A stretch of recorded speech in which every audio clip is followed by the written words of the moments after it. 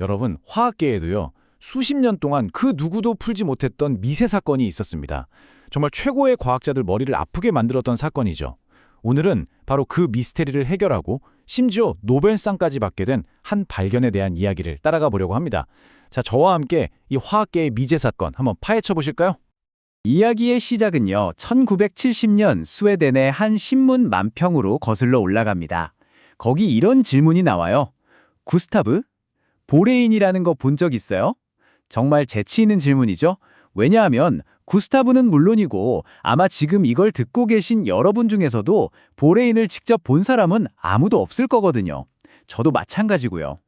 네, 맞아요. 우리 대부분은 보레인을 본 적이 없어요. 왜냐고요? 아주 간단합니다. 보레인은 자연 상태에서는 아예 존재하지 않는 물질이기 때문이에요. 그러니까 화학 실험실 같은 아주 특별한 곳이 아니면 만날 일이 없는 거죠. 자, 그럼 대체 이 보레인이라는 게 뭘까요? 정의는 간단해요. 붕소, 영어로는 보론이라고 하죠. 이 붕소 원자랑 수소 원자로만 딱 이루어진 인공 화합물입니다. 우리가 붕산이라든지 붕사 같은 거 들어봤잖아요. 바로 거기에 들어가는 그 붕소, 맞습니다. 아니, 근데 이걸 연구하는 게 왜 그렇게 어려웠을까요? 보레인은요, 성격이 정말 보통이 아니에요. 굉장히 불안정해서 뭐랄까, 그냥 놔두면 뻥 하고 폭발해버리기도 하고요. 주변에 있는 다른 분자들을 막 공격하기도 합니다. 정말 공격적이죠? 그래서 이걸 다루려면요, 아주 차가운, 거의 얼음 속 같은 그런 극조원 환경에서만 겨우 연구를 진행할 수 있었어요. 한마디로 진짜 까다로운 녀석이었던 거죠. 자, 이제부터가 이 이야기의 진짜 핵심입니다. 바로 화학계의 전자 퍼즐이죠. 도대체 왜 이게 퍼즐이었냐면요, 당시 화학자들이 알고 있던 모든 기본 규칙을 이 보레인이 그냥 무시해버리는 것처럼 보였기 때문이에요. 가장 큰 문제는 분자를 이루려면 원자들을 서로 딱 붙잡아줄 접착제 같은 게 필요한데, 보레인한테는 그 접착제 역할을 하는 전자가 턱없이 부족해 보였다는 겁니다. 이게 하루 이틀 된 문제가 아니었어요. 보세요. 1880년대부터 이런 화합물이 있을 것 같은데 하고 짐작만 하다가 1912년에 드디어 알프레드 슈토크라는 화학자가 순수한 보레인을 처음으로 분리해내는데 성공합니다. 그런데 문제는 그 다음이었어요.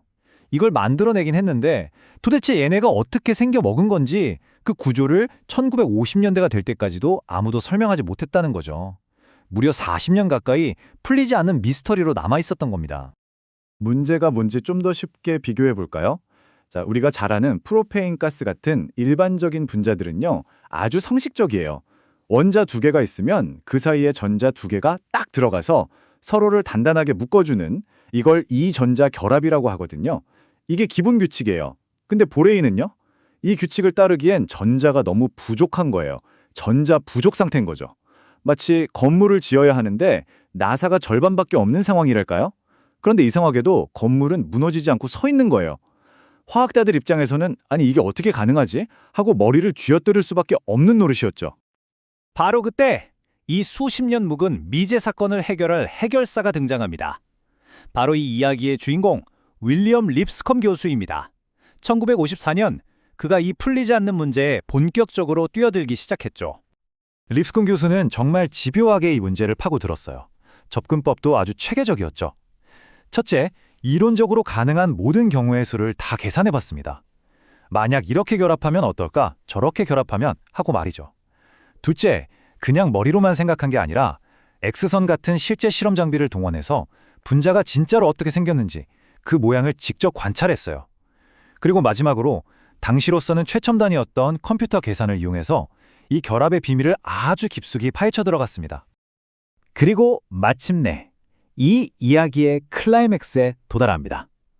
수십 년간 이어져 온 미스터리가 드디어 풀리고 화학의 역사가 새로 쓰이는 바로 그 순간입니다. 그 해답은 바로 삼중심 이전자 결합이라는, 이름은 좀 어렵지만 정말 혁명적인 아이디어였습니다. 자, 이게 무슨 말이냐면요, 원래 상식대로라면 전자 한 쌍, 그러니까 전자 두 개는 원자 두 개를 연결하는 게 전부였어요. 1대1인 셈이죠. 그런데 립스콤이 밝혀낸 건 전자 한 쌍이 무려 원자 3개를 동시에 붙잡고 있을 수 있다는 거였어요. 완전히 새로운 개념의 화학 결합이 발견된 겁니다. 그리고 이 놀라운 발견 덕분에 왜 전자가 부족한데도 보레인 분자가 안정적으로 존재할 수 있었는지 그 모든 의문이 한 번에 풀리게 된 거죠. 이걸 좀 더 쉽게 비유해 볼까요? 아까 나사가 부족한 건물 이야기를 했었죠? 바로 그겁니다. 마치 나사 개수는 부족한데 그 나사를 완전히 새로운 방식으로, 예를 들어 3개의 부품이 만나는 지점에 나사 하나를 박아서 동시에 고정시키는 거죠. 그런 기발한 방법을 찾아낸 것과 같아요. 정말 효율적이고 똑똑한 해결책 아니겠어요? 근데 립스콤의 발견은요, 단순히 미스터리 하나 해결했다, 여기서 끝나지 않았습니다.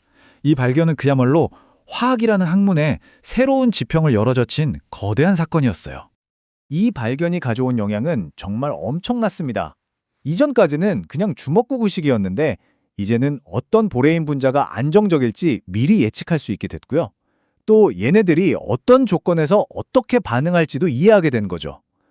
그러다 보니까 이제 이론에서 그치는 게 아니라 실제로 새로운 보레인 화합물을 만들어내는 이른바 제조화학 분야가 폭발적으로 성장하기 시작합니다. 이게 바로 보레인 화학이라는 완전히 새로운 학문이 탄생하는 순간이었습니다. 그리고 마침내 1976년 이 모든 위대한 업적을 인정받아 윌리엄 립스콤은 노벨 화학상의 영예를 안게 됩니다.